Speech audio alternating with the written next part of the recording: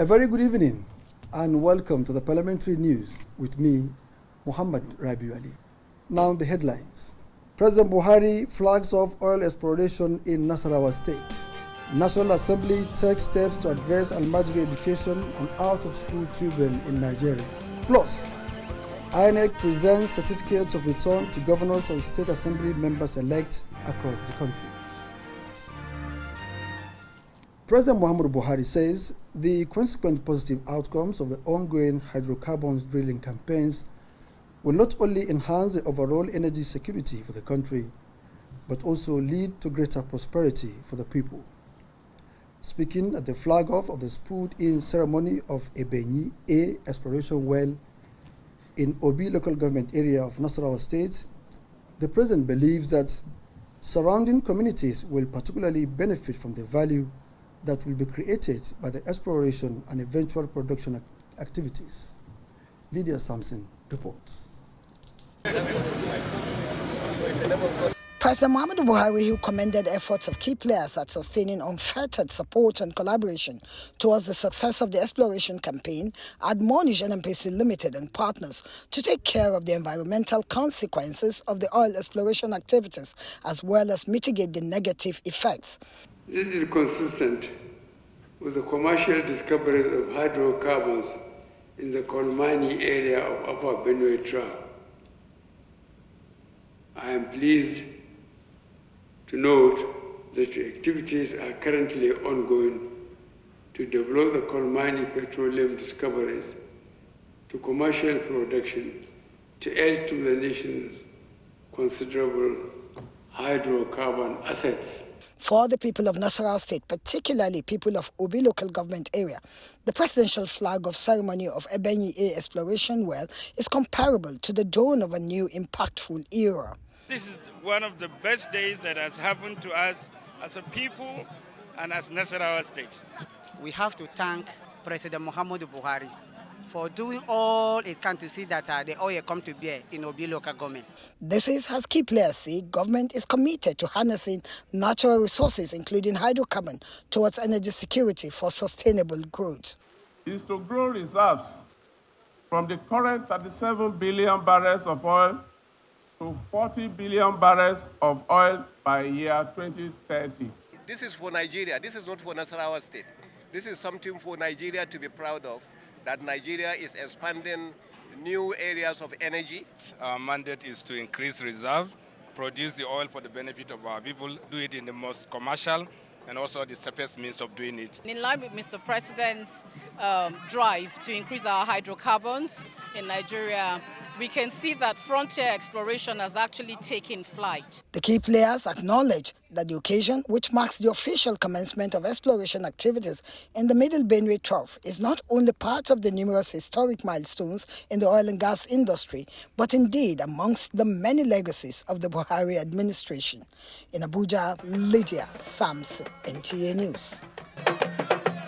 The Senate has extended the implementation of the capital component of the 2022 Appropriation Act to June 30th, 2023.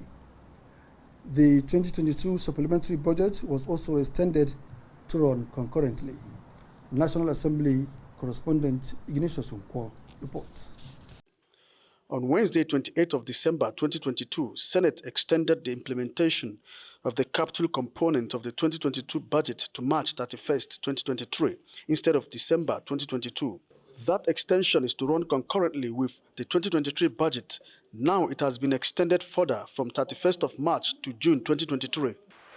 This was to allow full implementation of the budget, especially in the light of the 2022 supplementary budget approved in December 2022. What the executive is asking, the request is to extend the lifespan of the implementation of the 2022. So that does not in any way stop or affect the implementation of 2023. Senate passed the Nigerian Deposit Insurance Act Repeal and Reenactment Bill, which seeks to strengthen the nation's deposit insurance system. Senate has approved the request of President Muhammadu Buhari for the establishment of additional 10 national parks in the country. These new parks are expected to generate more revenue for the federal government. They are to be located in Niger, Bayelsa, Kano, Jigawa, Kwara, Nasarawa, Osun, and Plateau states. Chairman, Senate Services, Senator Sani Musa said the leadership of the 10th Senate should focus on unifying the country and correct any imbalance in the nation. He stated this when he briefed Senate correspondents on the election of the leadership of the 10th Senate. We want a country where everyone will feel at home and united. And I strongly believe that the zoning policy that the party will come out with will address all the issues. Senator Sani Musa urged the ruling All Progressives Congress to consider the North Central in the zoning of leadership positions in the 10th Senate. From the National Assembly, Ignatius Nkwo, NTA News. Meanwhile, the senator representing the Federal Capital Territory, Senator Philip Aduda, says in the last 20 years, there have been improved infrastructural development in the satellite towns within the FCT. He was speaking during an inspection of some of these projects. Again, Ignatius Nkwo reports. Cities, no matter how developed, continue to go through improvement from time to time. The Federal Capital Territory, especially the satellite towns, are still undergoing constructions and rehabilitation to cope with modernity. The National Assembly is aware of the various infrastructure needs of these areas, hence its budgetary intervention to have more link roads, drainage systems, and in the provision of potable water. I brought my projects to the direct grassroots. So this is what I've done, and I'm continuing to do it, but not forgetting that even in the cities, like in Wuse, where I'm also constructing some fence, like in Wuse and Garki. Area Council to say the what he said is appreciation to the distinguished senator for all the good work the distinguished senator has done. From Nyanya to Buhari and Kubwa, these infrastructural needs are currently ongoing, while some have been completed as facilitated by the senator representing the FCT, Senator Philip Aduda. The Nyanya road, the Nyanya Hospital Road is costing, the Nyanya Hospital Road is costing over 1.4 billion. With drainages, with culverts, and with modern facilities like asphalting and all that, and the road shoulders and all that. And Buhari Road also, you can see that they are even blasting some rocks to be able to create access, to be able to make the road. The 2.8 billion naira Nyanya Hospital Road and Mechanic Village Buhari Road projects are major infrastructures that will ease congestion and reduce loss of man-hour. Ignatius Nkwo, NTA News. The House of Representatives has approved some changes to the 2016-2018 medium-term external borrowing plan as requested by the Ministry of Finance. National Assembly correspondent Lami Ali reports that the changes pertain to financing proposal for the Nigerian Railway Modernization Project, which covers Kaduna-Zaria-Kano segment. The motion to effect the changes was raised by Abubakar Hassan Fulata. He said both the Senate and the House of Representatives had earlier approved $22.7 billion for the project to be financed by the China Exim Bank, but the bank pulled out of the agreements following the outbreak of COVID-19. The contractor, CCECC Nigeria Limited, in collaboration with the Federal Ministry of Transportation, engaged China Development Bank as the new financier. Other changes are modifications and harmonization of terms in the project, which include the 15-year maturity period. The House has also extended the implementation period for the 2022 supplementary budget and the capital components of the 2022 appropriation to 30th June 2023. Another approval by the lawmakers relates to the academic pursuits of Nigerian youths in Ukrainian universities. Relevant committees advise that the medical students be absorbed in Nigerian universities. The student concerned returned back to Nigeria only to be refused further opportunity for them to conclude their studies. 2 bills passed second reading, one of which seeks amendments to the Federal Character Commission Act. To make provision for the appointments of chairman and secretary from different regions of the country to reflect the principle of federal character. Bill to repeal and enact National Library of Nigeria Act to strengthen its statutory function was also considered and approved from the National Assembly. Lami Ali, NTA News. Stakeholders in the education sector are calling for a holistic approach to address problems associated with the Almajiri education and other out-of-school children in Nigeria. This was during a public hearing on a bill for an act to establish a national commission for Almajiri education and out-of-school children by the House of Representatives. National Assembly correspondent Vivian Idebefo reports.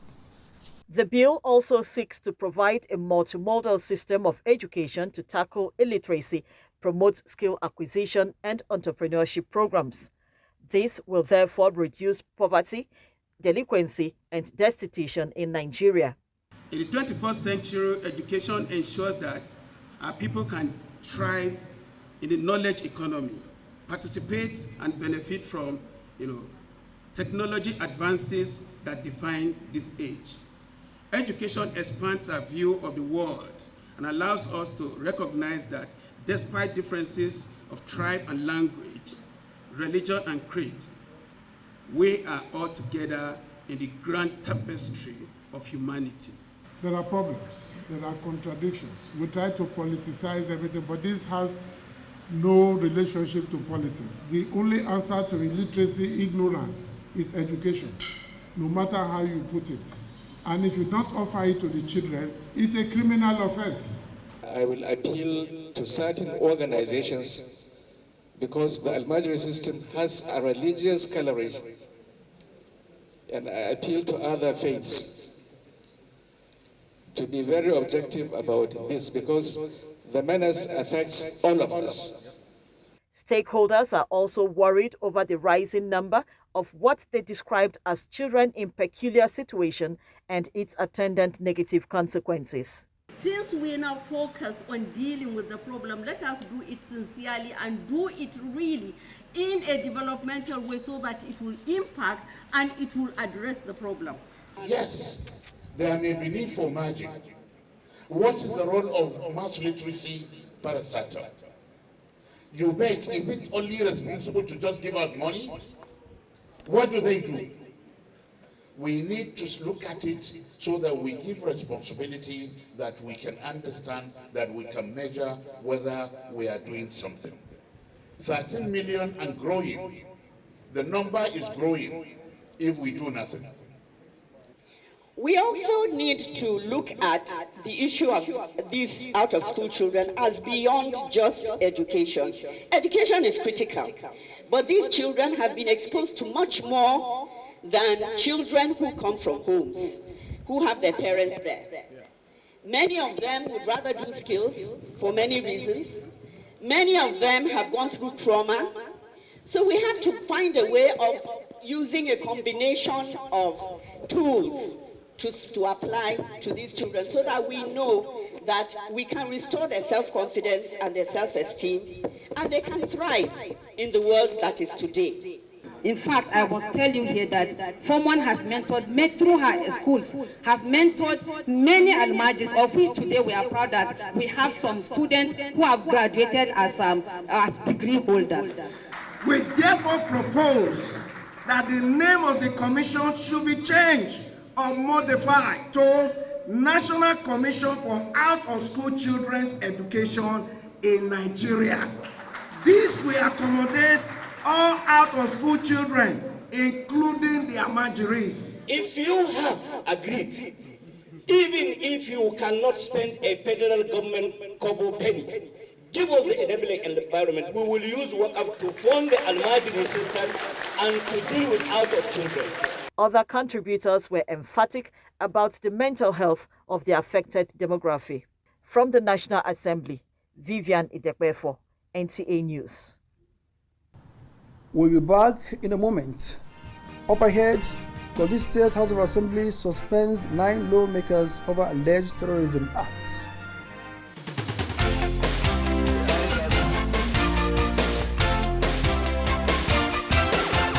NTA Parliament is a dedicated 24-hour channel that broadcasts the activities of the Nigerian Senate, Federal House of Representatives, and all the 36 state houses of assembly. NTA Parliament, strengthening Nigeria's democracy.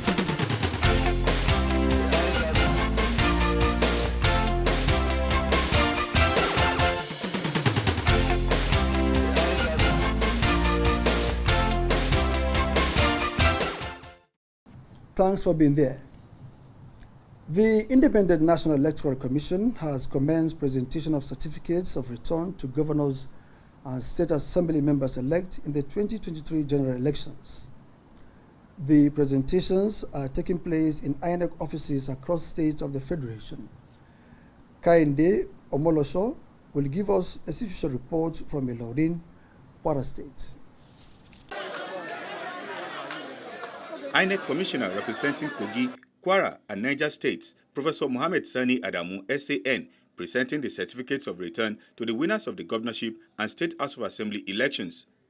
The electoral umpire, he says, will improve on successes recorded in the 2023 general elections. He commended security agencies for their professionalism at ensuring peaceful conduct of the general elections, urging them not to relax in their efforts at ensuring Nigeria is a peaceful nation. The elections that brought the success of these ladies and gentlemen will go down in history as one of the finest elections ever conducted in Nigeria. Governor Abdurrahman Abdurazak commended the electoral body for the conduct of acceptable elections across the country, lauding them for the introduction of beavers. This certificate presentation represents the collective decision of our people to push forward our agenda for sustainable development in Kwara State. It symbolizes their trust in our efforts to build a state in which everyone has equal stakes. I'm reassuring our people that our government will continue to be emphatic, inclusive, responsive to their needs as our resources permit. Some members-elect promised people-oriented legislation. That's God that assisted us in the 2019 to 2023. That same God will guide us to improve on the welfare of our constituency. I want to assure my constituency that I'm going to represent them well and I'm going to do my best in the interest of the state. The governor, his deputy, and the 24 members-elect took turns to collect their certificates. Kainde Omolosho, NTA News.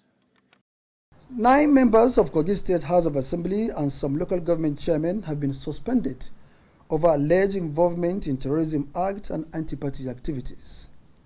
The suspension follows a request by the State Governor Yahya Bello to the Speaker Matthew Kolawole for immediate action. Ajibola Christopher reports.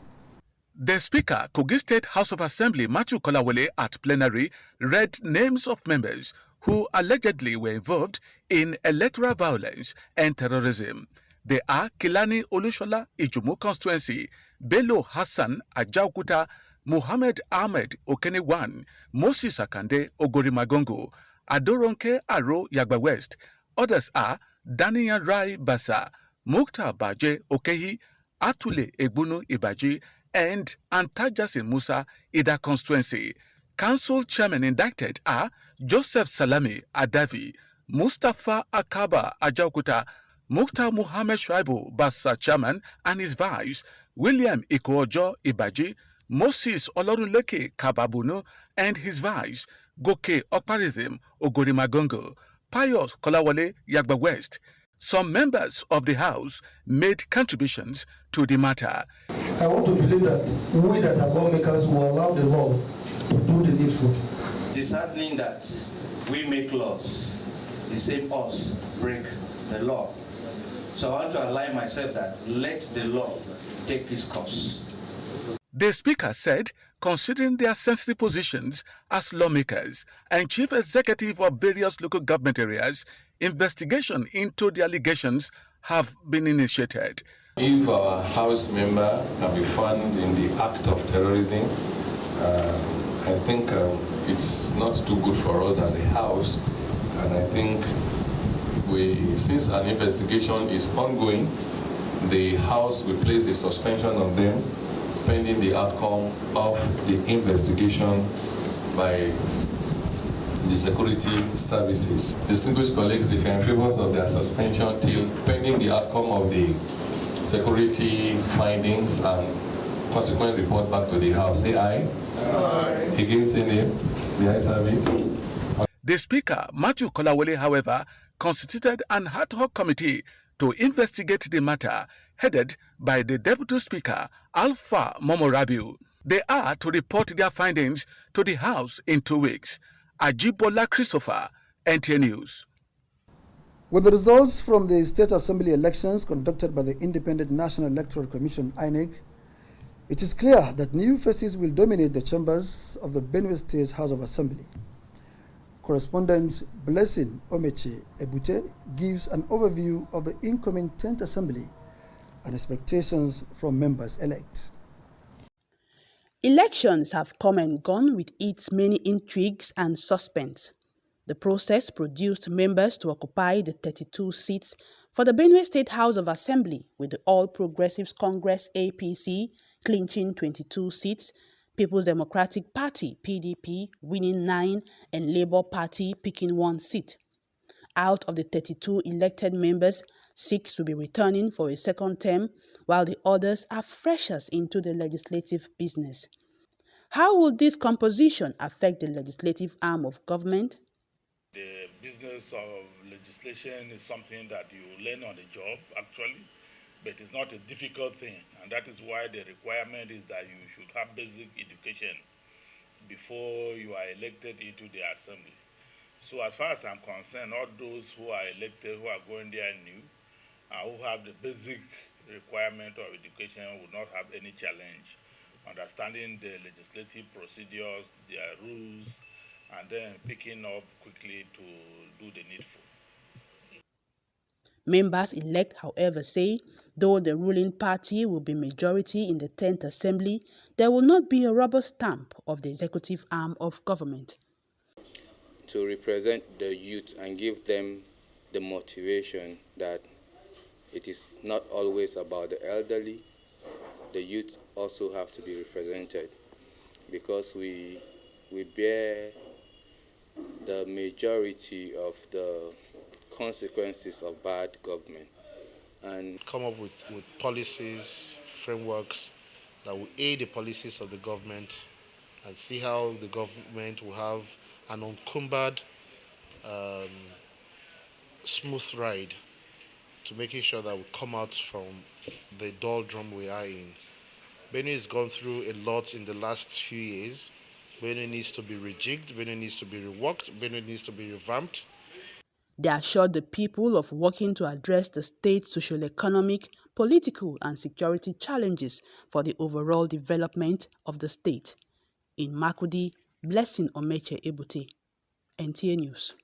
A reaction to a protest at the National Assembly by some ex-militants from Niger Delta, the Office of the Interim Administrator Presidential Amnesty Program says the protest is connected to sanitize the payment structure of the program. National Assembly correspondent Dayo Ogunshola reports that the program management insists on due process in effecting payments to the beneficiaries. Coalition of ex-militants from the Niger Delta region storming the first gate of the National Assembly. Their grievance was the alleged non-payment of their monthly stipend in the last 6 months by the Amnesty Program. There is a system of payment we have in our office. We have 2 systems of payment. We have bulk payment, we have single payment. So when this man came to the office, is this a kind of payment? He don't even ask questions.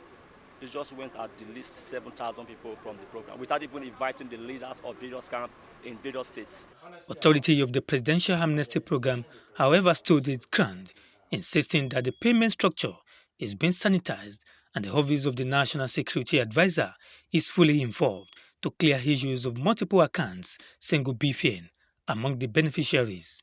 But in a situation where you have more than 30 names linked to one BVN becomes an issue. So an investigation was done. We did what we call data sanitization. And in the process, we discovered that 513 names were linked to 1,370 accounts. Those who are protesting are the people who fall within the people who have multiple accounts linked to their BVN. Presidential Amnesty Program for Niger Delta militants was initiated in 2009 with thousands of beneficiaries enlisted for peaceful Niger Delta. From the National Assembly, Dayo Gunshola, NTA News. And that concludes the news. Thanks for watching. Good evening.